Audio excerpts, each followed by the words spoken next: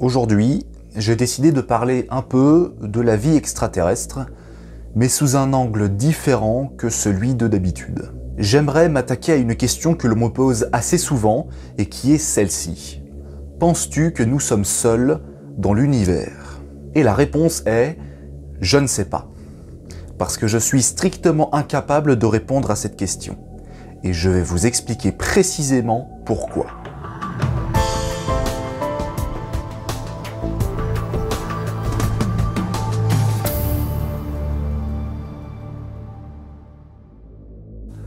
Alors, à ce moment de la vidéo, vous allez sans doute penser que si je suis incapable de répondre à cette question, c'est parce que nous n'avons aucune preuve de l'existence d'une vie extraterrestre à ce jour. Sauf que non. Parce qu'en fait, ça n'est pas le sujet de la question. Penses-tu que nous sommes seuls dans l'univers? Ça ne veut pas dire la même chose. On ne me demande pas si je pense que les extraterrestres existent. On me demande si nous sommes seuls, et que donc de facto, les extraterrestres n'existent pas. Le sens change complètement. Vous savez, l'homme a toujours été d'un naturel curieux, et c'est précisément parce que la curiosité fait partie intrinsèquement de notre histoire que cette question devient existentielle. Est-ce que nous sommes seuls? Se demander s'il existe là-bas d'autres tribus voisines, ou d'autres civilisations extraterrestres, ou bien simplement quelques bactéries sous un océan de glace, nous pousse forcément à nous poser la question inverse. Je sais ce que veulent les gens, ils veulent savoir s'il y a de la vie ailleurs que sur Terre. Mais paradoxalement, ce n'est pas ce qu'ils posent, ils veulent savoir si nous sommes seuls.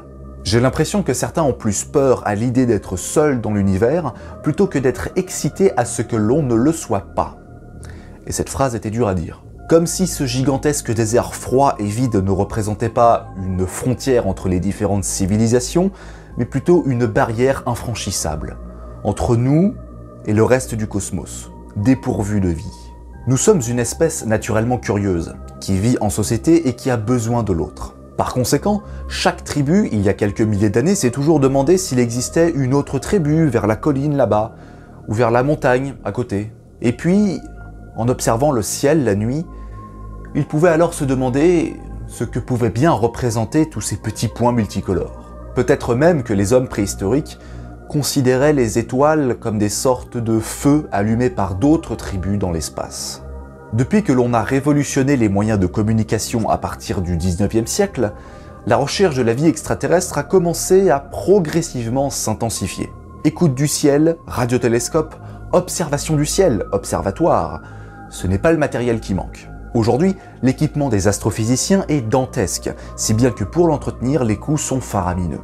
Et pourtant, malgré la précision de certains engins, malgré le fait que des milliers de personnes recherchent activement en continu la présence d'extraterrestres dans l'univers, malgré le fait que nous allons prochainement envoyer des missions sur Mars et peut-être sur Europe pour analyser les sols, malgré la campagne intense médiatique des agences spatiales, nous n'avons toujours rien trouvé.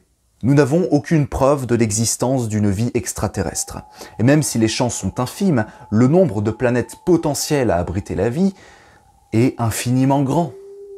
On devrait au moins trouver des centaines de civilisations extraterrestres, ne serait-ce que dans notre galaxie, la Voie lactée.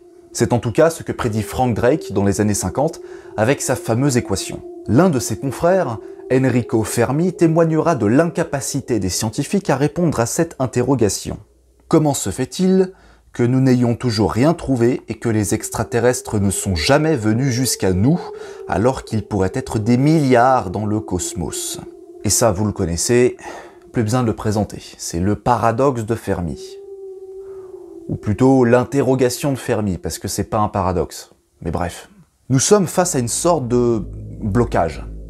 Toutes les dispositions, tous les moyens sont prêts pour recevoir un signal radio d'une civilisation extraterrestre. Et pourtant, on ne capte rien.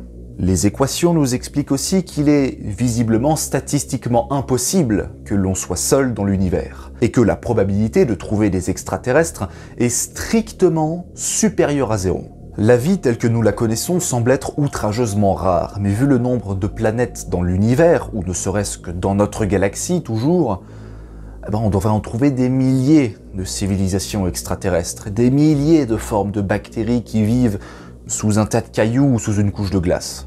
Cela peut donc paraître décourageant à l'idée de penser que malgré tous nos efforts, nous restons isolés et seuls. Mais si ça peut vous rassurer, on est incapable de prouver l'inverse non plus.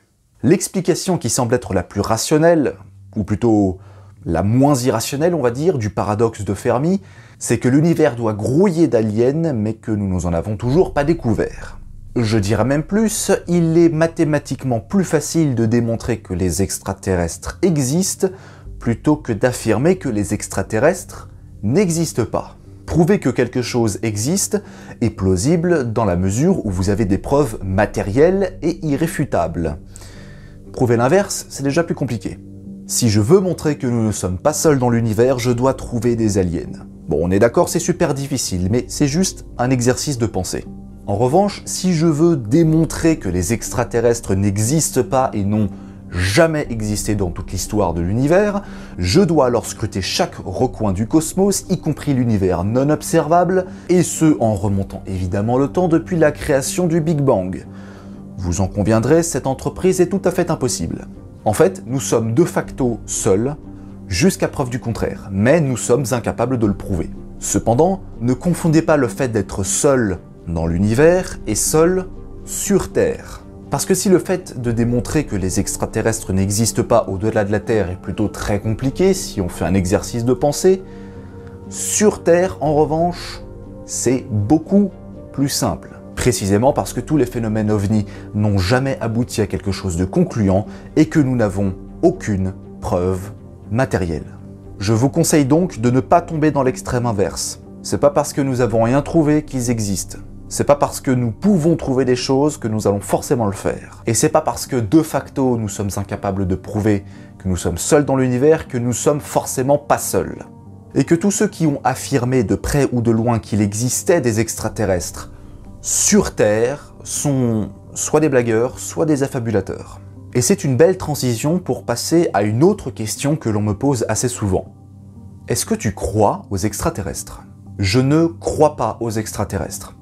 Parce que d'un point de vue scientifique, la science, ça n'est pas une croyance. En science, on suppose, on émet des théories et des hypothèses, on fait des recherches. Il est évident que tous les astrophysiciens et tous les passionnés d'astronomie et d'astrophysique sont impatients à l'idée de découvrir une civilisation extraterrestre ou simplement découvrir juste une bactérie.